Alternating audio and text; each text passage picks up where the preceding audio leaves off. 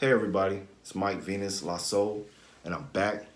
And I want to go and add my 2 cents in this conversation about sound quality and music production. Okay, first, right? Give you a little history. All right, I was a musician. My instrument was the guitar. Right, I played the electric guitar. I ran my guitar through a tube amp. So this is kind of like it's like analog but in guitar form. So I know what that sound like. I suffered a really bad injury to my neck and my lower back in a car accident in 2019. Right, right, and I started to release music in 2020. Right, and I what was it last year? Yeah, last year I had to retire my guitar because my hands do no longer I have no feeling in them, and I can't hold a guitar because from C1, that's the base of my skull, to T1 is completely fucked. And my last lumbar in my back is herniated and it's fucked. So I had to move from being a musician to being a producer, if you want to use that term, um, and publish music. So I'm thinking people gonna love my music just because I have all this experience from playing in church and youth groups and different groups and studying and making songs on the guitar. I understood the technical side of music, so I can compose, which is writing your music whenever you putting in MIDI or you playing it in, and it's recording as MIDI. That is composition. Okay, that I knew was on point. But what I didn't understand was production, which is a totally separate subject that a lot of YouTube content creators that are running their mouth don't really understand because they don't publish music. You understand? They don't do this for a living. This is social media hobbyist, side hustle type thing for them. They don't make music. They don't work with artists. They ain't pitching their stuff to syncing and licensing to get put in films and TVs and none of that. They're basically this is their platform. This is their little media thing, and that's what they're good at. And they try to pitch their little side hustle things with sound packs and shit like that to kind of get people to follow them, the goodies, right? But production is totally different, and I found that out through experience. So I believe in making it do what it do. My mom used to do that. She would make stuff just happen. So I did the same thing. So I started out using my phone, GarageBand on my iPhone 8 Plus. Never upgrade until they make a real phone that's better than this and it's paid for it. So my first 28 albums in 2020 was made off of my phone. So I'm thinking, okay, I was about to go on tour, but then COVID happened, so I had to shut that down. So I said, okay, let me try to pitch my music to A&Rs for syncing and licensing. So what these guys said, rating from 1 to 5, my composition. The highest I got was 5. The lowest I got was 4. So it was professional, meaning it's musical. It makes sense logically. It feels good, right? But you know what was lacking? And I constantly got either a 3 or a 2 on production. And I'm thinking, damn, what is production? And then I thought, and I understood that it was the sound, how it sounded. It didn't matter that the chord progressions and my melody linked with my chords and my bass was on point and my drums, the patterns were good. None of that shit mattered because at the end of the day, people care about how it sound, and it didn't sound that good because I didn't understand mixing. I didn't understand about production, sound selection. I didn't understand about sound design, none of that. So from a little bit after 2021 till now, I've been putting a lot of energy into sound designing, into Um, Different production skills like layering my sounds, um, not using so many sounds, um, understanding the frequency spectrum and how these sounds fit and how I'm supposed to mix them so you can hear every sound clearly and still have that good feeling, right? So that's my experience. Now, I have in my possession, you already know, the Akai Force. I have the MPC-X. That's the X, right? And I bring the 2000 XL over here. So you know I ain't capping.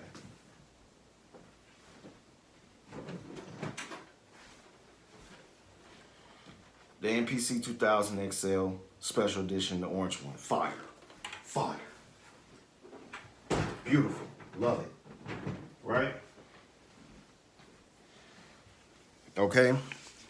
So you know I ain't capping. And you already know I got the Force. So, give you a little feedback. I started, after I did all that work on my phone, I said, damn, they were saying my production is weak. So I need to level up. So what did I do? I said, I need to get an MPC. So I got the Live 2 when it first came out, 1300. Like that. I saved up, I had it. I was working really hard that year. And got the MPC and I was cooking. I didn't start putting videos on YouTube until later on, but my music is all on YouTube. Well, not all of it. A good portion of it is. All my music is on Spotify and other streaming services. That's a whole nother topic with YouTube. But the workflow of these devices is top tier. Talking about the X and the Force. I really love the Force. The workflow is amazing. So I can compose really quick on these devices. But the problem was the production. Because I thought, okay, if I have this Live 2, it's just going to be hitting straight out the box. Wrong. Wrong. The first beat I made on it, didn't publish it, just was playing around with it just to learn it. I had my wife listen to it. The first thing she said, and I even noticed this, that my drums sound weak. They didn't punch.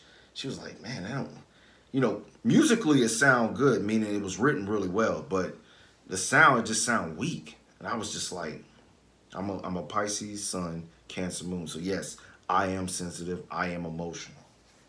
Hell, if you're going to deal with music, you have to be, because you have to be in tune with the vibes and stuff.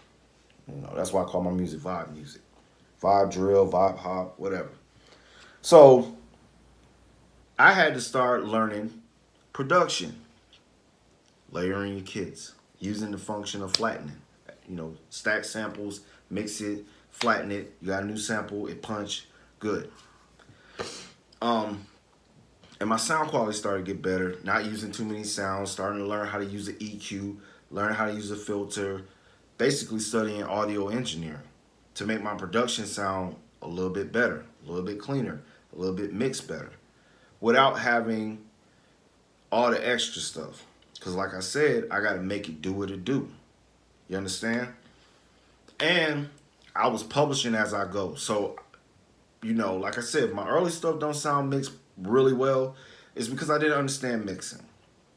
My later stuff, if it sound a little bit better, it's because I'm getting progressively better at the production side.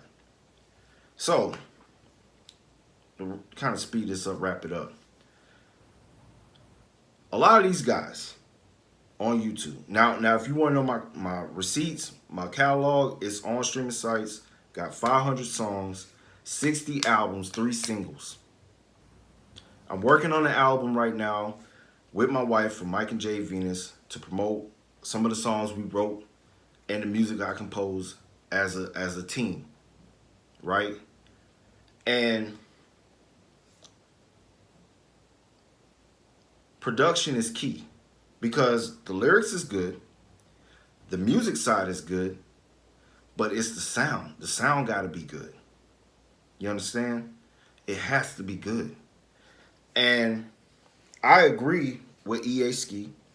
Now I'll say this towards him, because I told him to preach. What he was saying was true. I've been around music since I was 19, playing the instrument, playing with analog, hearing what it sound. Now I'm on this digital shit. It totally sounds different. The MPC 2000 XL play or hits different than these, but help some of us that's still in the process of building their studio. Like what kind of boards to get if you just getting into using a mixing board. Um, how much would a small outboard EQ and compressor would be? Just so that you can start building towards these things.